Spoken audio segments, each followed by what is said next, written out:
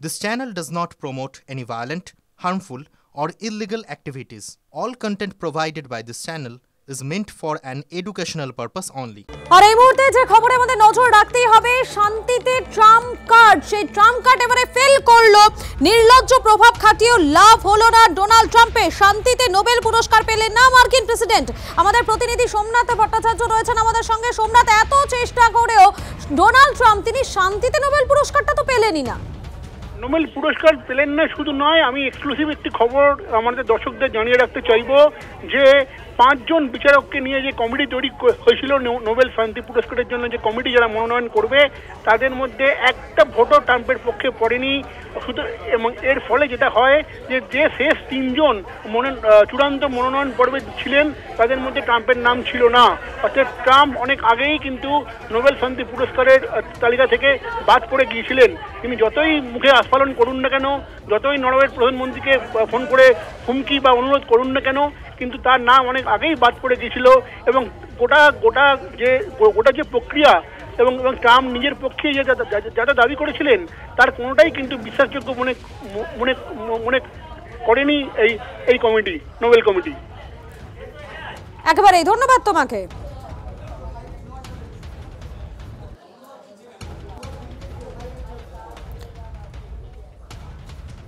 আরো একবার জানাই আপনাদেরকে, শান্তিতে ট্রাম্প কার্ড এবারে ফেল। নির্লজ্জ প্রভাব খাটিয়েও লাভ হলো না ডোনাল্ড ট্রাম্পের। শান্তিতে নোবেল পুরস্কার পেলেন না মার্কিন প্রেসিডেন্ট। শান্তিতে নোবেল পুরস্কার পেলেন ভেনেজুয়েলার মানবাধিকার কর্মী মারিয়া করিনা মাচাডো। 5 বিচারকের কেউই ডোনাল্ড ট্রাম্পের পক্ষে ভোট দেননি। আরো একবার জানাই, শান্তিতে ট্রাম্প কার্ড এবারে ফেল করলো। নির্লজ্জ প্রভাব খাটিয়েও কোনো রকম লাভ হলো না ডোনাল্ড ট্রাম্পের। শান্তিতে নোবেল পুরস্কার পেলেন না মার্কিন প্রেসিডেন্ট। এবারে শান্তিতে নোবেল পুরস্কার পেলেন ভেনেজুয়েলার মানবাধিকার কর্মী মারিয়া করিনা মাচাডো। 5 বিচারকের কেউই ডোনাল্ড ট্রাম্পের পক্ষে ভোট দেননি বলে জানা যাচ্ছে। অন্যদিকে পদ্মা ভাঙনের কবলে মুর্শিদাবাদের লালগোলা হুড়মুড়িয়ে সেখানে ভেঙে পড়লো আস্ত দুটো বাড়ি।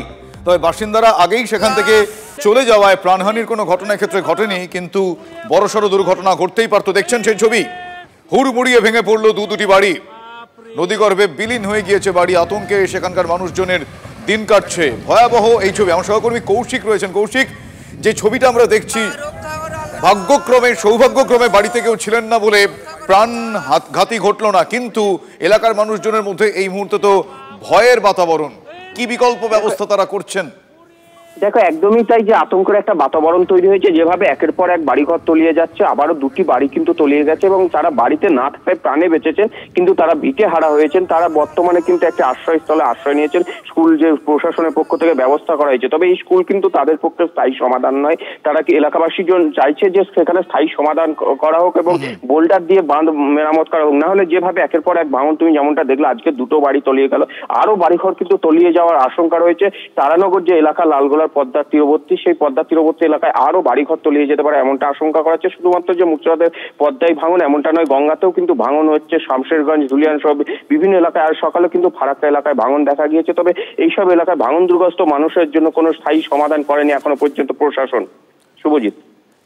কৌশিক, এখনো পর্যন্ত প্রশাসনিক কোনো কর্তা ব্যক্তি বা এই পরিস্থিতি সামাল দেওয়ার জন্য, উদ্যোগ নেওয়ার জন্য ন্যূনতম কোনো ব্যবস্থা, বা যারা আতঙ্কে আছে তাদেরকে অন্য কোনো বিকল্প স্থানে রাখার ব্যবস্থা, সেগুলো ন্যূনতম কোনো উদ্যোগ নজরে আসছে?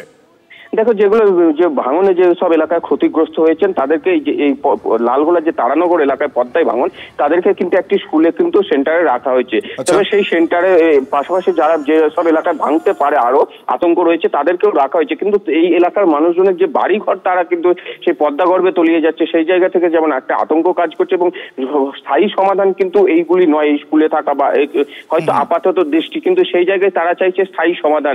প্রশাসনের সেই অর্থে যে এর আগেও একবার অভিযোগ উঠেছিল যে স্কুলে রাখা হচ্ছে, সেখানেও কিন্তু সেই পরিমাণে যে তাদের রাখা হচ্ছে বা এই ধরনের বিপর্যয় ঘটার পর তারা স্থায়ী সমাধান চাইছেন, কোনো টেম্পোরারি অস্থায়ী সমাধান নয়। ধন্যবাদ। ডিভিসি মাইথনের পর এবার পঞ্চায়েত অফিস ঘেরাও করলো তৃণমূল কংগ্রেস। রাজ্যকে না জানিয়ে ডিভিসির 2টি ড্যাম থেকে জল ছাড়ায় বানভাসী হচ্ছে বাংলা। আর এই অভিযোগ তুলে ঘেরাও কর্মসূচি শাসক দলের নেতৃত্বে রাজ্যের আইনমন্ত্রী মলয় ঘটক।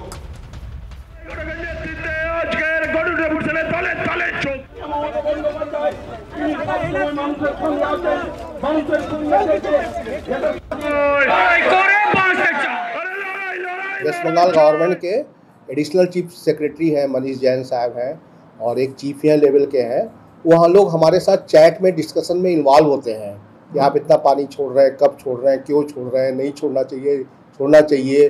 अभी हमारे उधर काम चल रहा है, अभी डीवी बैराज में काम चल रहा है, दुर्गापुर बैराज में।